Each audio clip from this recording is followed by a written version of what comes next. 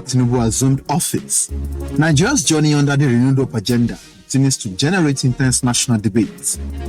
The administration has embarked on far-reaching economic reforms, including the removal of fuel subsidy, the unification of the foreign exchange market, tax reforms, and efforts to strengthen public finances. Government officials insist these difficult but necessary measures are beginning to produce positive results, citing improvements in some macroeconomic indicators, increased government revenues, renewed investor confidence, and signs of economic recovery. However, beyond the statistics, many Nigerians continue to grapple with the realities of daily life. The cost of living remains painfully high, with soaring food prices, rising transportation fares, escalating energy costs, and shrinking household purchasing power, placing enormous pressure on families and businesses.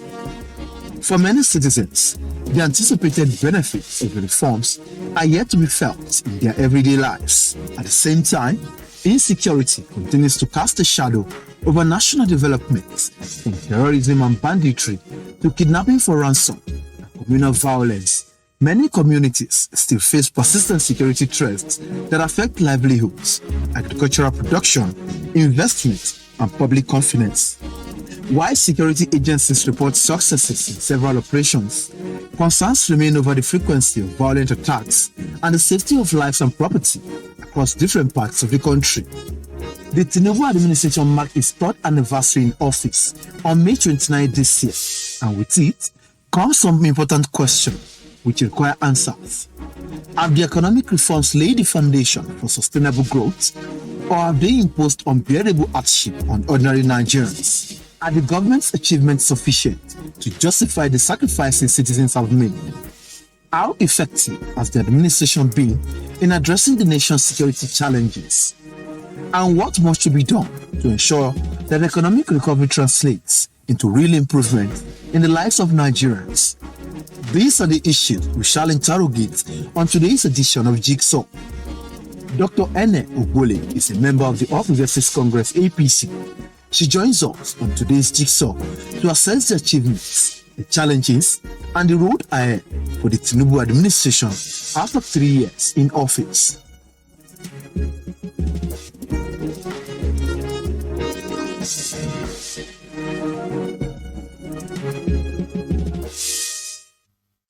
All right, nice to know you're there. The program's Jigsaw on Africa Independent Television, AIT. I'm Oloyede Oworu, sitting in again for Gbenga Aruleba, who is taking care of business out of town. And like you heard from the prologue, we're going to be taking on things that have happened in the administration of President Bola Tinubu since he came into power in 2023. You can call it the good, the bad, and the ugly. And like you also heard, we are joined in the studio by Dr. Ene Ogbole, activist, public affairs analyst, and also a member of the All Progressives Congress, as you're about to find out when we start talking. So, many thanks for coming on Jigsaw. Perhaps we should begin on what's been making headlines today. Comments accredited to the NDC presidential candidate Peter Obi calling for President Bola Tinubu's resignation. Some people have called it a reckless statement made out of ignorance, but there's another school of thought that says, well, look, these are the conversations we need in a countdown to election, where, I mean, all the issues are addressed and none swept under the carpet. Where do you stand on all this?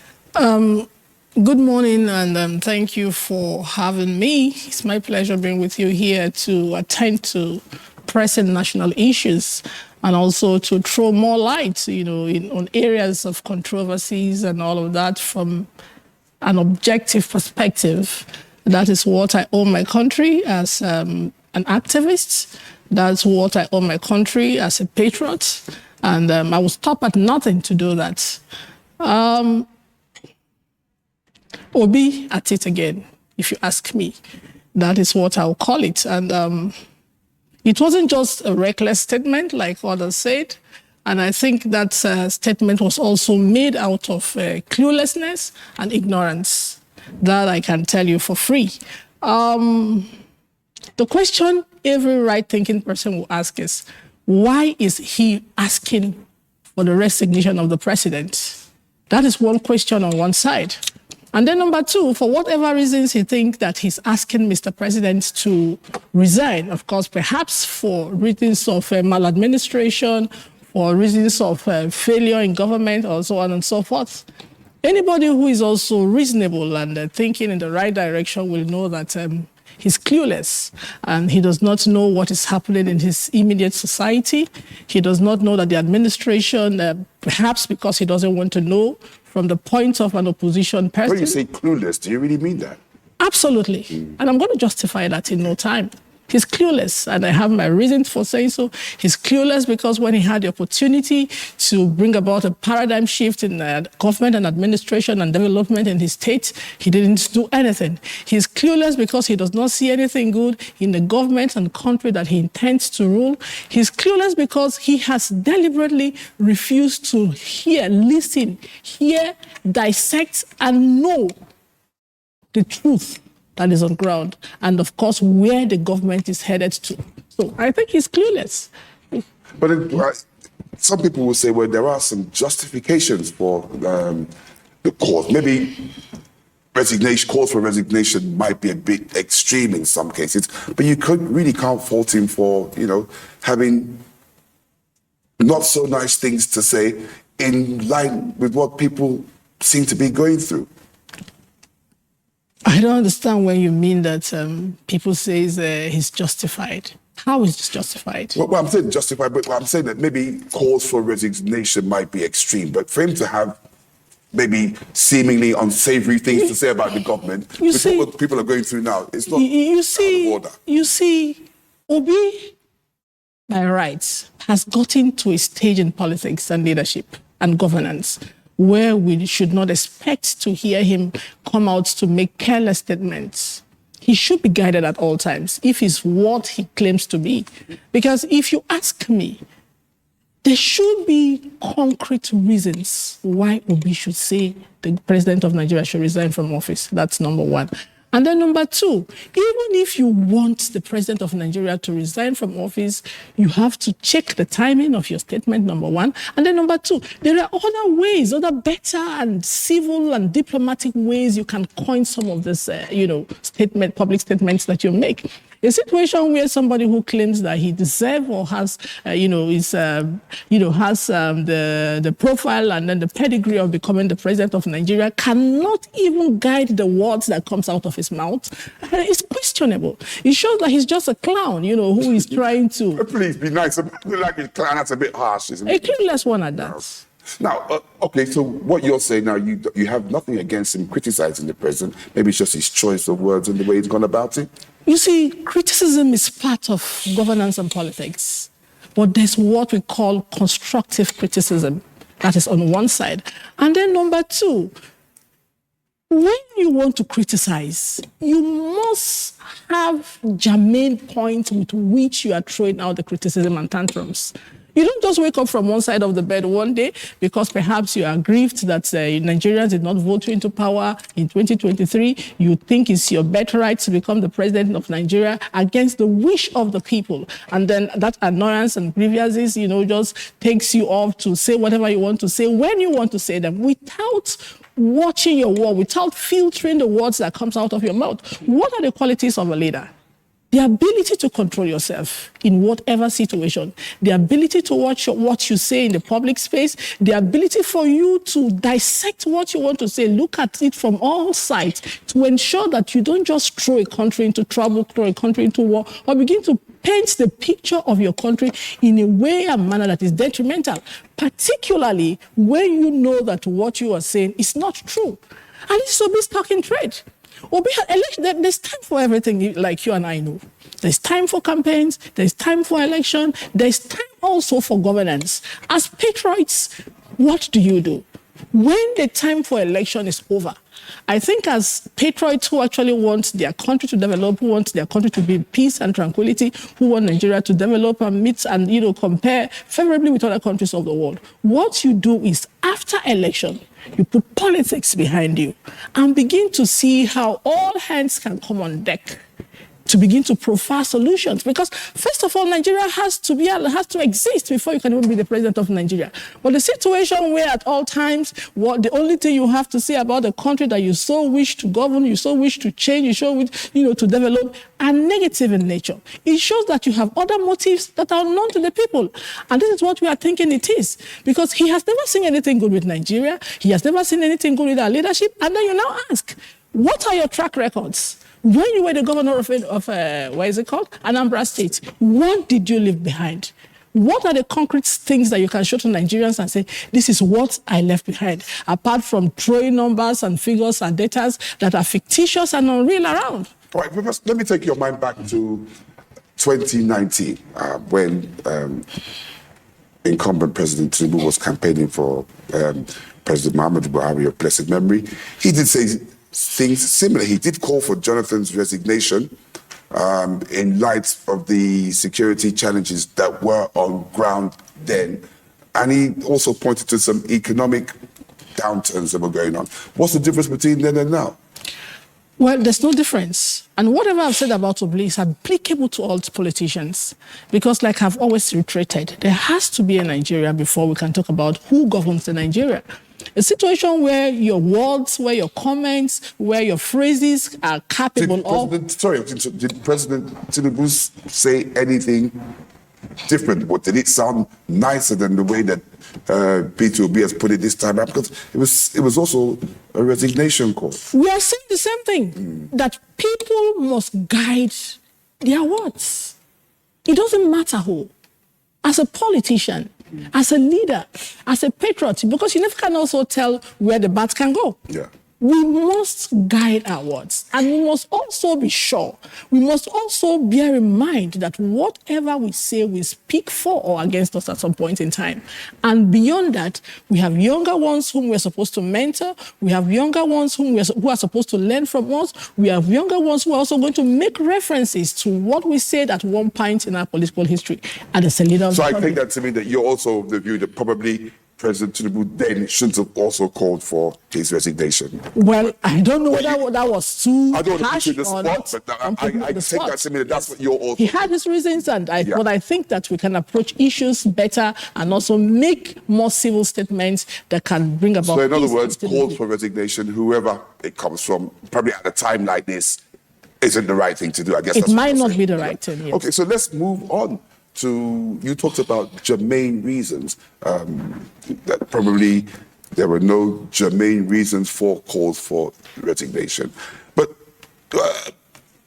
with what's on ground, with the security situation that's on ground, with the way that people are grappling with economic realities, surely the present administration must be expecting some harsh words. The average man doesn't seem to understand a lot of the things that people in higher places are saying, and the views expressed by certain politicians actually do represent the views of a lot of the average Nigerians.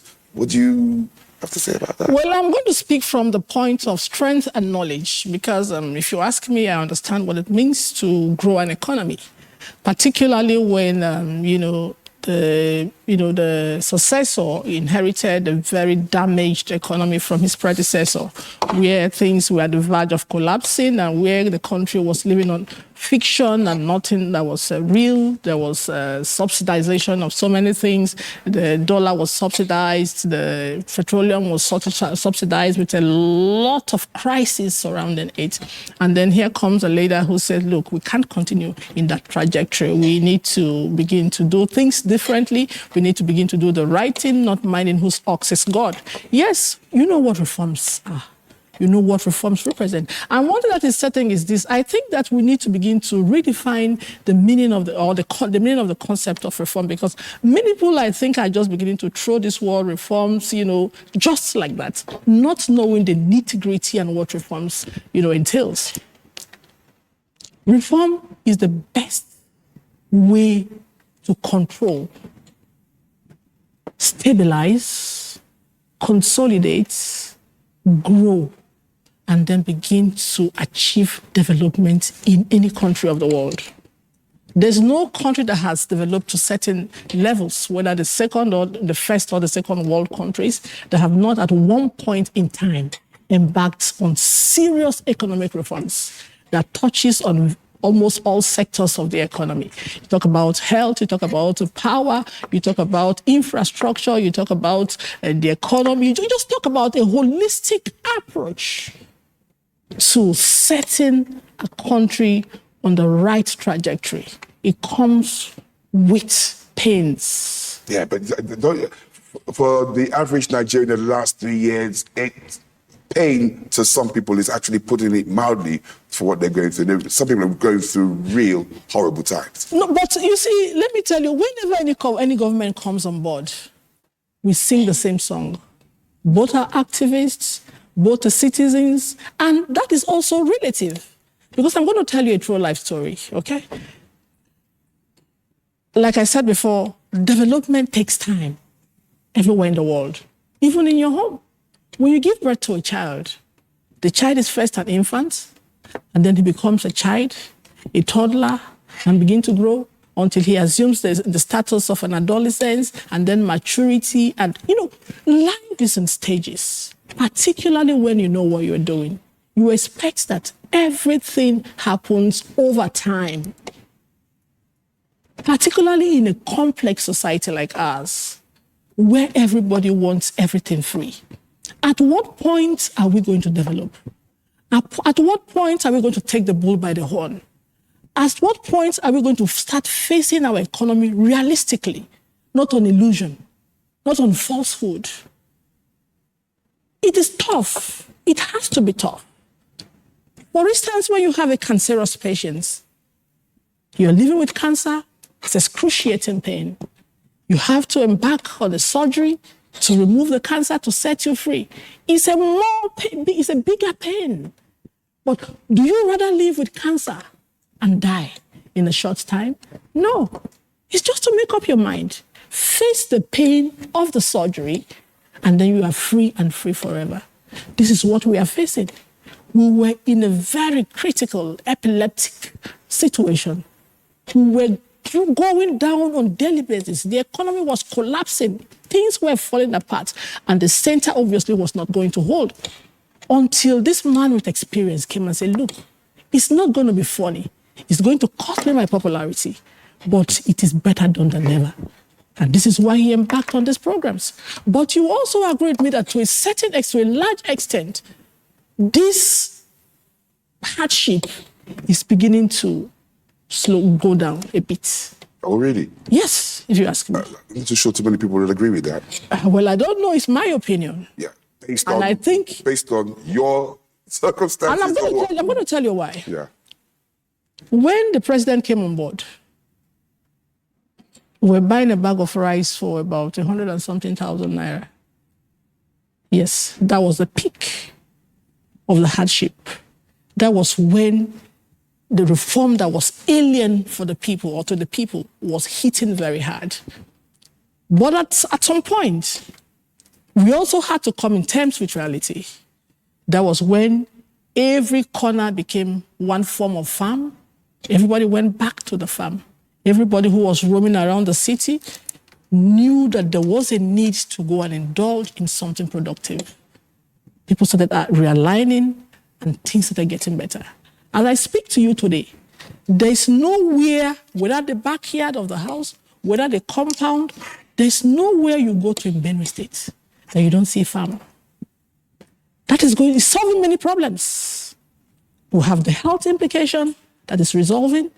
We have food sufficiency that is beginning to come on board. We have so many people are now even more active with their lives, their minds and thoughts. Do you understand? But the situation we had before was a situation where people didn't need to do much to get everything. How will that be sustained? And that was why we were living on falsehood. And that was why everything that was happening around was fictitious. And the economy was going to collapse in no distant time. Everywhere in the world, people labor to earn a living. And you must work hard to earn a living. This is what the president has said. He said, look, we must begin to aim higher. We must begin to achieve development in the real sense of it. We must begin to grow our external reserves. We must begin to take care of practically in schools. People have to begin to go to schools. And that is why you have the educational reforms. Medicals have to be subsidized and sometimes free. That is happening. Roads have to be constructed and built. Nigeria has been converted into a huge construction site. There is no time in our history when you have road construction going on simultaneously in the 36 states of Nigeria and Abuja inclusive. I'm going to take you up on that later because it's interesting to talk about that. There's some people that are saying that this huge construction site that Nigeria has been turned into, some of the construction projects are not what the country needs right now. No, I think I'm ashamed for anybody to say that roads are not what the country needs. What happens to commerce? Or maybe not necessarily, not that there shouldn't be roads, maybe where the roads, Look, let me tell you. For example, people talk about this Lagos, Calabar, Coastal Highway. They just feel that the kind of money that's been expended on that thing, it's because you see, falling in line with our needs right now. See, when you don't know what to say, you begin to exhibit ignorance. Okay. And if you ask me, any right-thinking Nigerian who comes to say that road construction has been on the front burner since I was born, and then somebody comes up to say, look, let us construct roads, and then somebody says it's not important or it's not pertinent, the person must be a clown. My friend is saying there's more important things. What are the important things that he's not touching on? Tell me. What are the important things that the president is not touching on as we speak? You talk about education, he's touching on education. You talk about health, he's touching on health. You talk about power, decentralized power. You talk about tax reform, you talk about financial reform, fiscal reforms. Which area is he not? You talk about agriculture, with the introduction of livestock. So a lot of those things you're talking about in the eyes of many aren't working. You're talking about power. A lot of people are talking that don't have this is the incubation period for every development. This is 3 years down the line. Is that a long period of incubation, or what kind of incubation period are we looking at? Let me tell you, yes. You see, right now, power has been decentralized. What that means is he has given states the power to generate and transmit lights. That is a policy and reform in the right direction. We've been talking about devolution of power. Analysts come here and talk about devolution of power from time to time. And then at some point, I also ask myself, what do Nigerians want? They will come and ask of this. Once you start, the same people who have been clamoring for what you have decided to bring to fruition, the next minute they are against it because they want to be in power or because they are not in tune with the person in power or something. Is it about ourselves or is it about our collective development? Or is it some sort of jinx? Because you're talking about power. I mean, we're still stuck on what? I think less than 5 megawatts. I didn't calculate this thing. The generation is a huge problem, and it's made to look like rocket science. Is there any? I don't think there's much that the but I've just told you that power has been decentralized. Yeah, right. I've told you that, so that the so what's likely to happen? That is one, and I'm going to also reiterate some other points here right away. One of the biggest problem leaders face, or we are facing in Nigeria, is that of sabotage. Okay. There are people who have interest in some particular sectors, and whenever there are policies formulated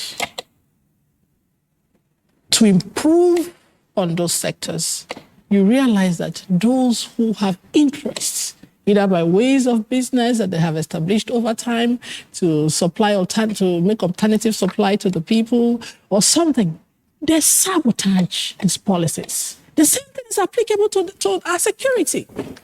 It's no news that in our security architecture, we have sabotage and we also have fifth columnists within the security architecture. This is making the fight against insurgents and insurgency very difficult for the government.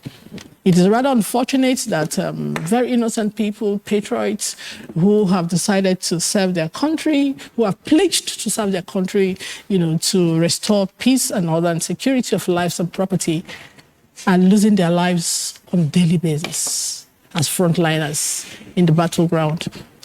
But what baffles me is whether these people are still human beings. Why do they do this? Some of them are intended to run down the government, not minding the number of Nigerians, number of, what do I say now? Number of very innocent people. It's interesting you talk, because people seem to frown at some of the things you just said now. Saboteurs, fifth colonists, which you are claiming are a major part of the problem. When you identify these, why don't you fish them out, name them and shade them, instead of having anonymous saboteurs and fifth columnists that people in power seem to talk about?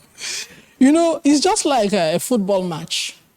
When you're watching a football match and you're not the one in the pitch, you see all the mistakes. And you sit down in the comfort of your home and then you begin to criticize and say how he's supposed to have thrown the ball the left way and then the right ways and all of that. You sound like a sportswoman. I'm not actually a sports person. I only play tennis anyway. That is by the way. So you make comments, you say everything, and they make it look very easy. But you can only know if it is easy or not when you get to the pitch. That is what happens. All hands are on deck. Everything within the confines of the law.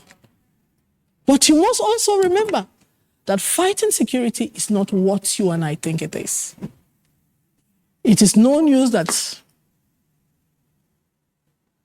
people who we call insurgents and Boko Harams and whatever you want, or terrorists or whatever you want to call them, are our children, our brothers, our uncles and fathers, and so on and so forth. Tackling insurgency head-on by ways of neutralization and so on and so forth is just our last alternatives. It's not what any right-thinking person would want to do. Because when you lose people, you lose value.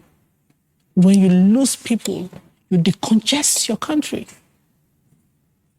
When you decongest your country for reasons like that, you also lose strength.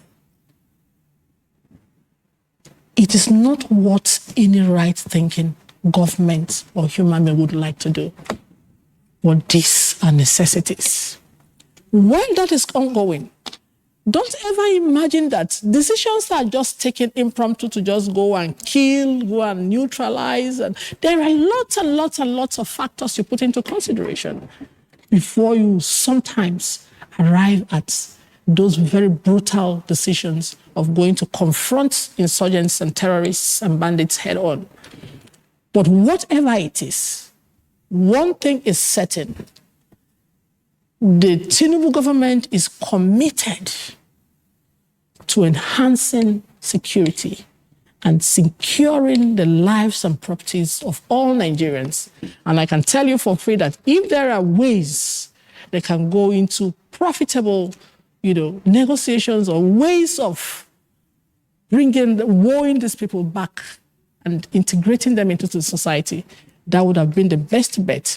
But while those attempts are ongoing, why heads are being rubbed together, why decisions are being made. Now, that's one place where I think you're really going to touch a few raw nerves from what I can gather, because these are people that have killed thousands. They've killed thousands, and you talk about reintegrating them back into the society when they've killed them. That is an option. We can't lose Is it an option? Should it be an option? Well, it's dicey, and I'm going to tell you why. Okay. Terrorists are killing Nigerians. Nigerian soldiers are killing terrorists. The first question I want to ask is, does two wrongs make a right? Because in all of this, Nigerians are being brutally killed. In all of this, Nigerians are being brutally killed. The question is, how do we salvage this situation? How can we avert killing from both sides?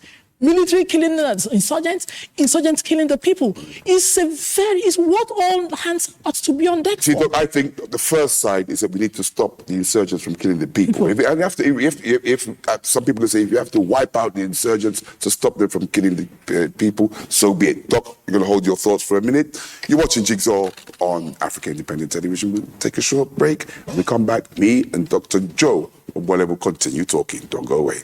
Thank you. The stories now break online.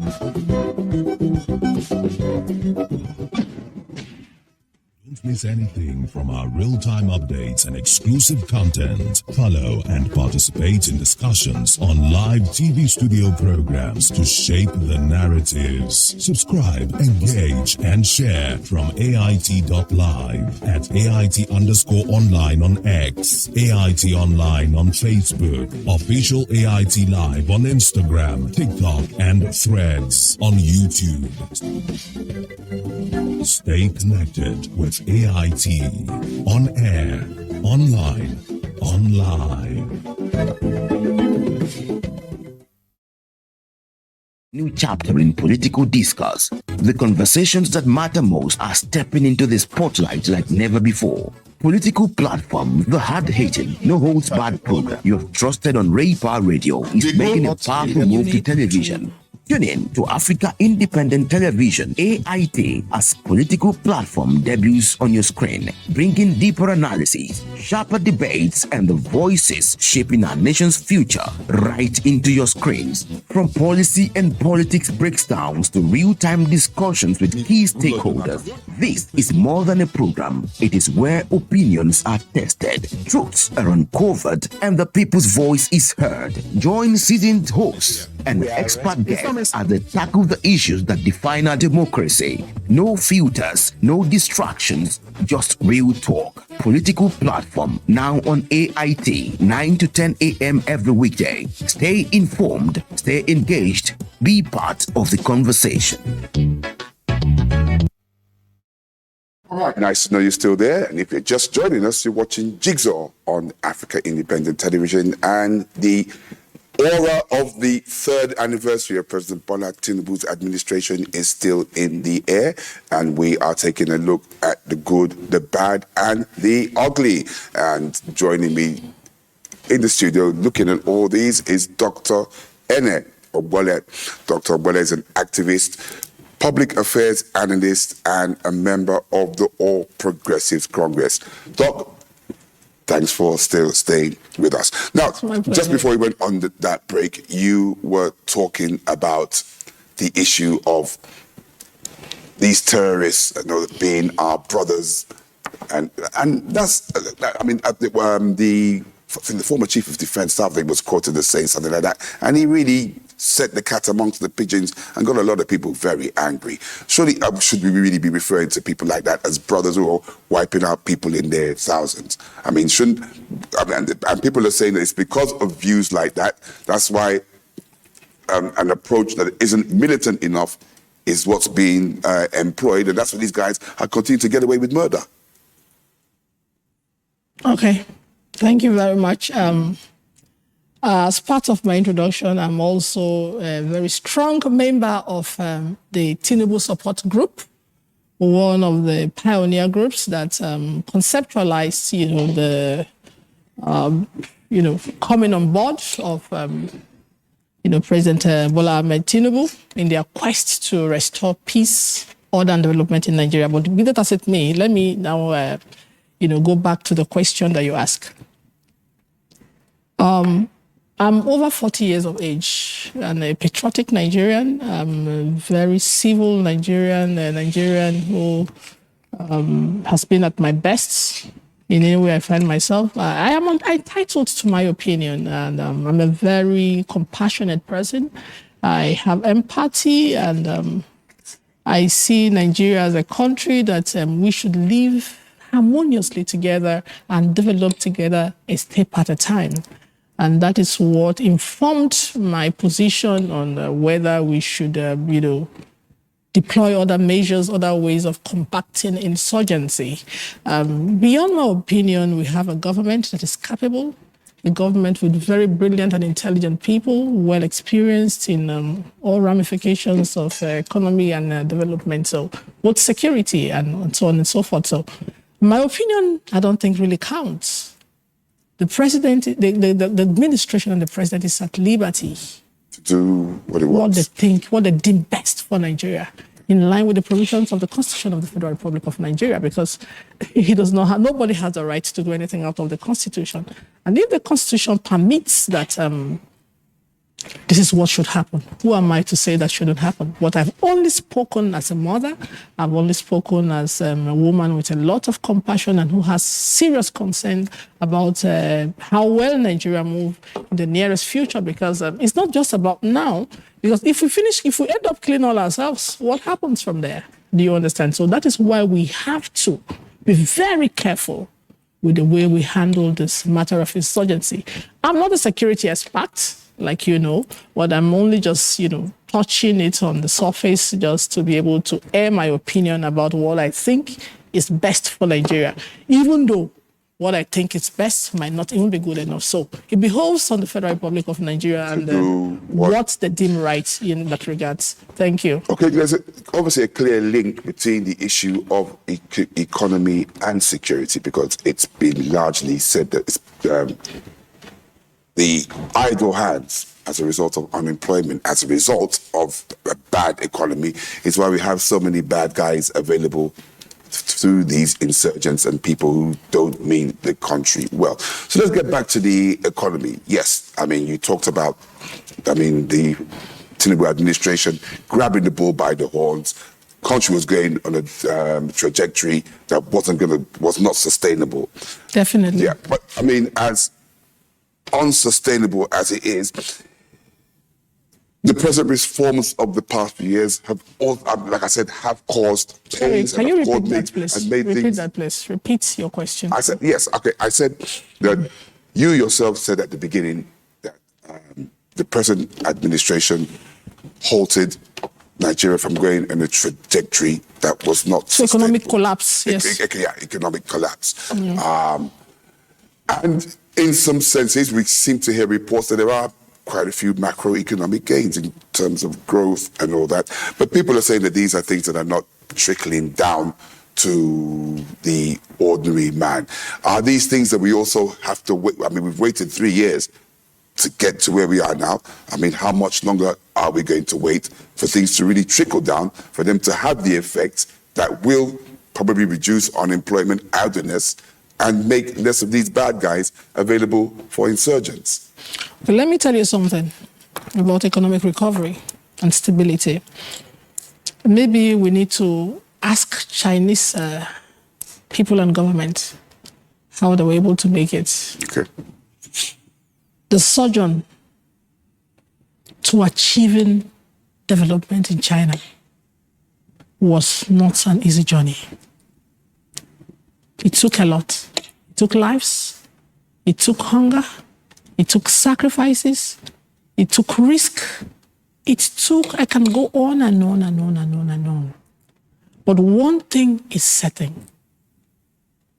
The government was ready on one hand, and the citizens also were ready on the other hand. We get it wrong most times because we heap all the problems on the head of the government and administration at every point in time. We hardly point out where the citizens have obligations to meet that they are not meeting. For instance, it is multidimensional, and I'm going to just, expatiate on a few of them because of want of time. This government has come, and one of the cardinal points of the government is we want to attain self-reliance. How do you attain self-reliance becomes the question. I want to ask you in earnest, in your candid opinion, how many jobs do you think the government can create? Okay, Doc, I'm the one that asks the questions around Hold it. on. So you're going to provide the answers. Okay, don't worry, I'm going to provide the answer. Yeah. Definitely, I'm going to provide the answer. With the upsurge of AI and the likes of them, science and technology, white-collar jobs are beginning to give way in other parts of the world. So when you talk about job creation in this age and time, sometimes I wonder what you're referring to. Okay. It is said that necessity is the mother of invention. I think that we have to begin to look beyond our government,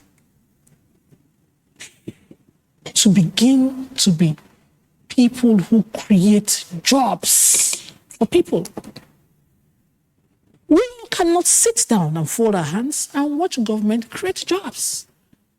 How much are our salaries? The government has put necessary reforms and resources in places where people, citizens, can access to create jobs from themselves. Like? We have loans. Go to livestock, what is it called? Livestock ministries. You want facilities, they give you facilities there and watch you grow over time.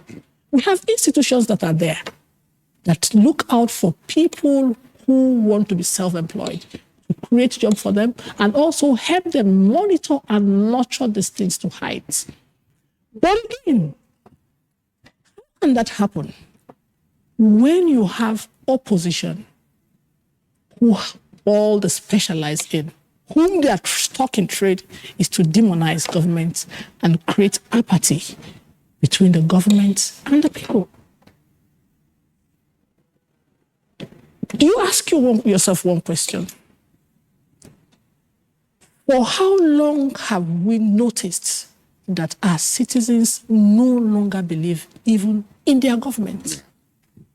You benefit from what you don't even believe in. See, Doc, you're talking on the path that, it's going to pay me too, because we're looking at want of time. We're going to go to the politics because the countdown to the 2027 elections are no doubt on.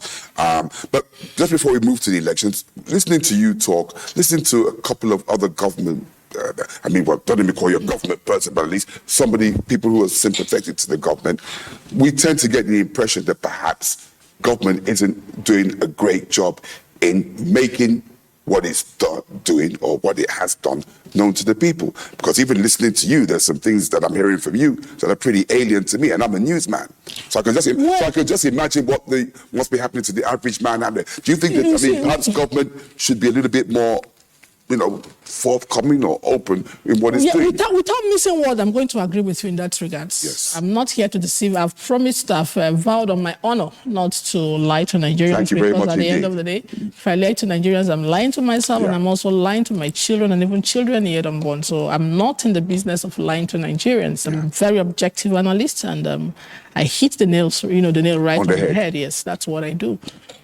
I think that our governments can also do better with regards to projecting the government and her activities in good light, with regards to sensitizing the people on all the juicy programs and projects the government has on board to cushion the sufferings of the people. One thing that I know for sure is that President Tinubu has a track record of development. He might not have read economics from the university or wherever he schooled, but I know that he's an unbeatable economist. He knows the nitty-gritty of governance, and that is why when he had the opportunity to govern Lagos State as the governor of Lagos State, without his constitutional or legitimate subvention during Obasanjo, he was still able to sustain his state. And even better than other states that were getting their monthly allowances or allocation from the federal government coffers. That was because he understands governance. He understands he's been one of us, so He knows exactly what we need, how we should get about getting what we need. He's a man with track record in governance. He's a man that dwells on development.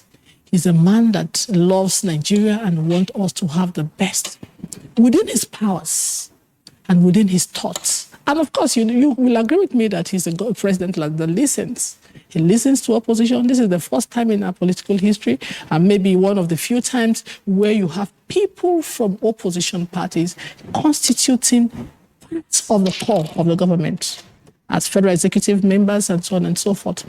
For him, the watchword is not party.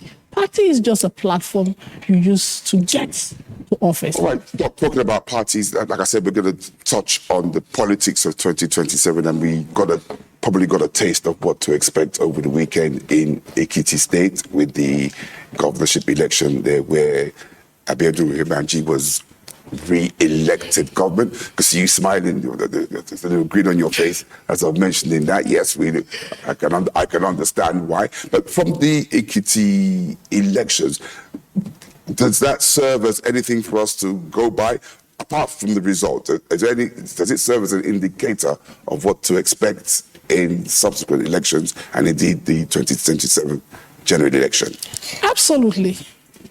And you will recall that on several occasions on your platform here, I have, particularly with, what's his name? My friend, I've forgotten his name now, when he hosted me on your platform here, I said it unequivocally, countless number of times, that what Nigerians are going to see is tsunami. And I have my reasons, for saying that. It was shortly after that, almost all the governors, they camped into APC for obvious reasons. And then, let me tell you. Obvious reasons. Can you explain what you mean by that, Lily? Reasons because they saw a government that is working. They saw a government that has come up with policies and programs they have never witnessed before in our I have a lot of people that believe that these governors were self-seeking. No. I don't want to believe that. Yeah. I don't want to, of course, there's nothing wrong with aligning with the center that is working, that is productive and functional. That's not just politics, by the way. Is it about segregation? Is it about opposition? Is it about quarrels? Is it about disagreement? No.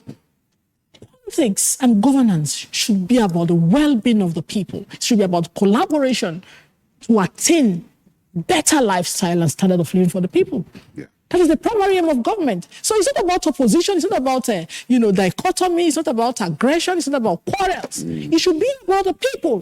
Yeah. Once it is not about the people, it's no longer politics. Is that the politics you're seeing now? Is that the kind of politics you think? Well, I see because you're not expecting the opposition to be nice to the government in power, are you? The opposition members are self-seeking elements that can go to every extent to destabilize the country, and of course that is not. Not too many people will agree with that. I mean, because I think.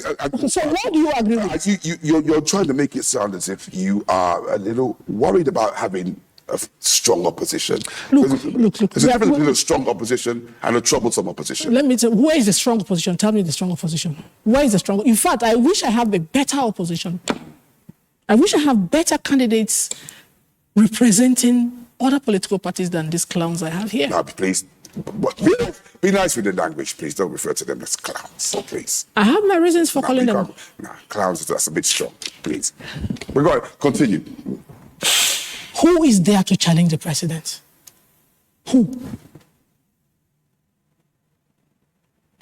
I'm throwing the question back at you. No, I'm asking the questions. I've told you already, Doc. You're the one to provide the answers. Look. You're the one to provide the answers. I've not seen anybody who is going to compete with the president. What are they going to, how? On what grounds? Through an election.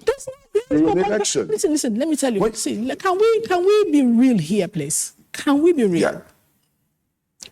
Atiku was one time the Vice President of the Federal Republic of Nigeria.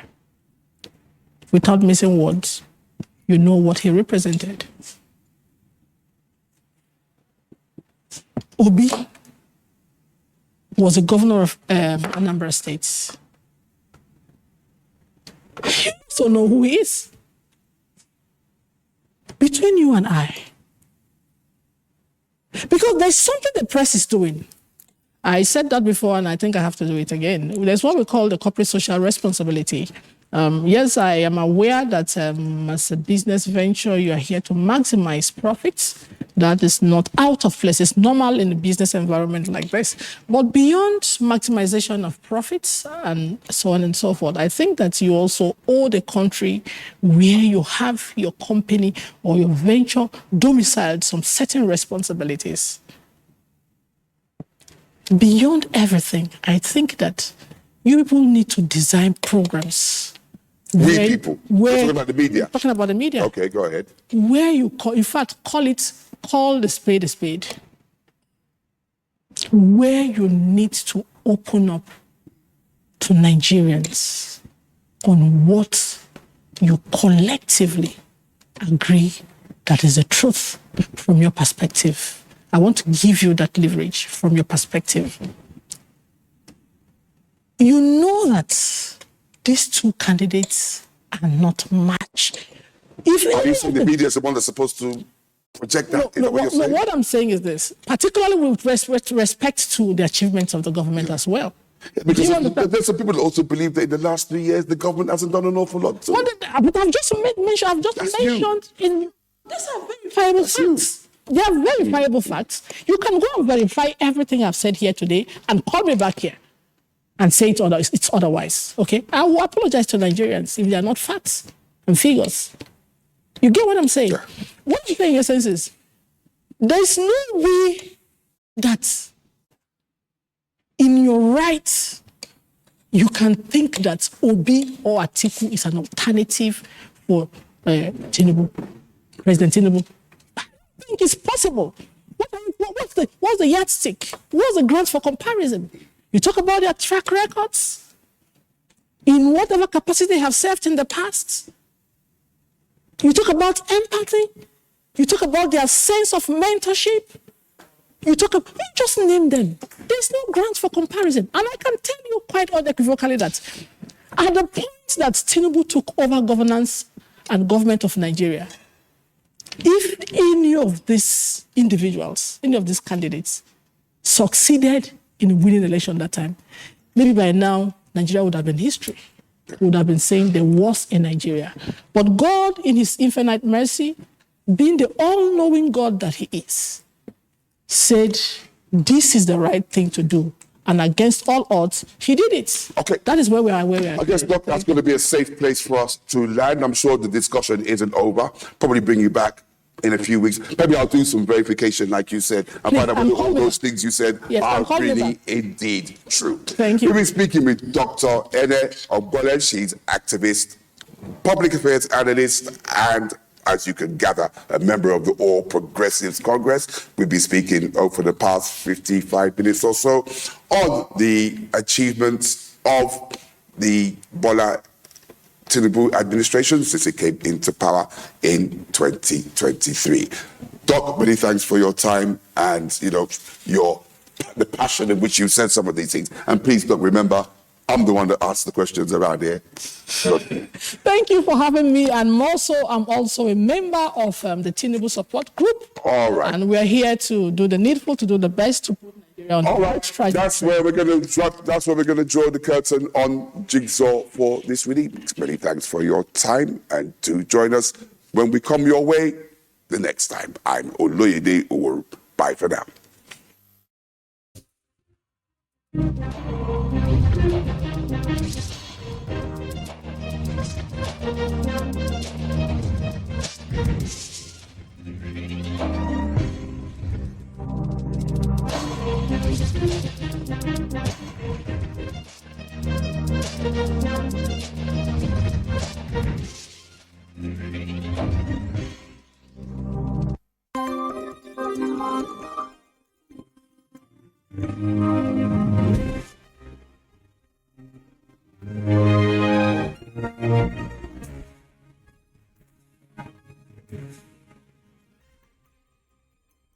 AIT, sharing the African experience.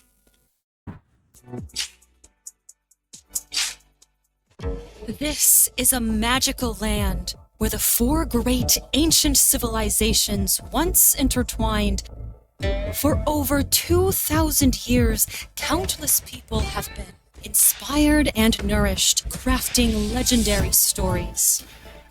These stories are like spring water in an oasis, and everlasting, passed down through the ages. This land is called Dunhuang.